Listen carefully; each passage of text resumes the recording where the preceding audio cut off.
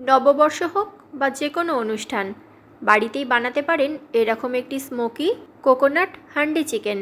এটার নাম যতটা সুন্দর, নামের মতো এটা খেতেও ততটা সুন্দর। তো চলুন বানানো শুরু করি। এখানে 700 গ্রাম চিকেন আছে।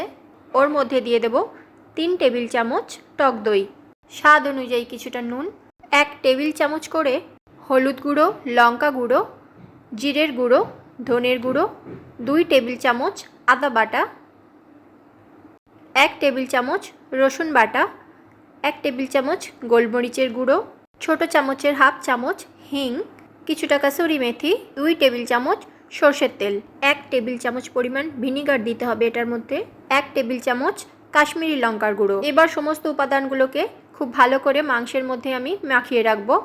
এর মধ্যে দিয়ে দিচ্ছি কেটে রাখা কিছুটা আলু। এবার ভালো করে এটা ম্যারিনেট করে নেব 2 ঘন্টার জন্য। অন্যদিকে হাঁড়ির ভেতরে বেশ কিছুটা সর্ষের তেল দিয়ে ওর মধ্যে দিয়ে দিচ্ছি তেজপাতা, 8 থেকে 10টা গোলমরিচের দানা, গোটা গরম মশলা, যার মধ্যে আছে লবঙ্গ, দারচিনি, এলাচ, স্টার অ্যানিশ, 1 চামচ গোটা জিরে, 6-7টা শুকনো আর কাঁচা লঙ্কা থেতো করা। ফোড়নটা আমাদের ভেজে নিতে হবে 2-3 মিনিটের জন্য। 2-3 মিনিটের পর দেখবেন এটা থেকে একটা খুব সুন্দর গন্ধ বেরোতে শুরু করেছে। এর মধ্যে দিয়ে দেবো একটা গোটা রসুন, বেশ কিছুটা পেঁয়াজ কুচি, আর দেবো একটা স্পেশাল জিনিস, সেটা হলো কিছুটা ফ্রেশ নারকেল কোড়া। এবার সব কিছুকে খুব ভালোভাবে আমি ভেজে নেব 2-4 মিনিটের জন্য। 2-4 মিনিট পরেই দেখবেন পেঁয়াজটা আমাদের অনেকটা সফট হয়ে গেছে আর তেলটাও কিছুটা ছেড়ে গেছে। এখন এর মধ্যে দিয়ে দিতে হবে ম্যারিনেট করে রাখা চিকেনটা।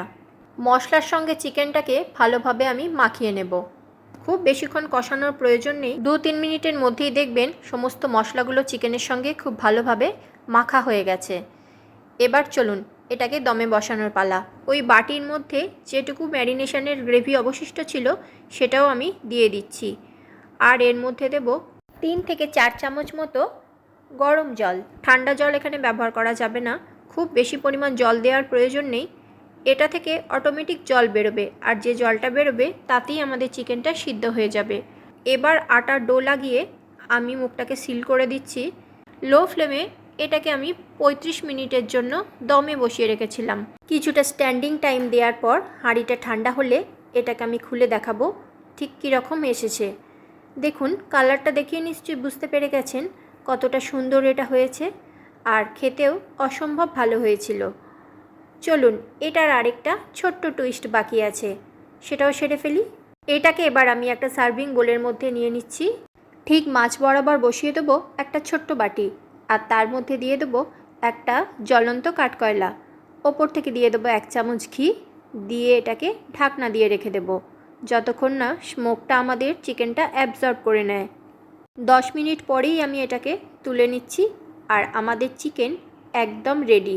শুধুমাত্র রাইস বা পোলাও নয়, যে কোনো নান, রুটি, লুচি, পরোটা এই সমস্ত আইটেম দিয়েও এই চিকেনটা খেতে ভীষণ ভালো লাগবে। আপনাদের কাছে যদি কাঠকয়লা না থাকে তাহলে স্মোকি ফ্লেভার দেওয়ার কোনো প্রয়োজন নেই। মাটির হাঁড়ি ছাড়াও যে কোনো তলাভারী পাত্রেই এই চিকেনটা বানিয়ে নেওয়া যায়। কেমন লাগলো আজকের রেসিপি অবশ্যই কমেন্ট করে জানাবেন।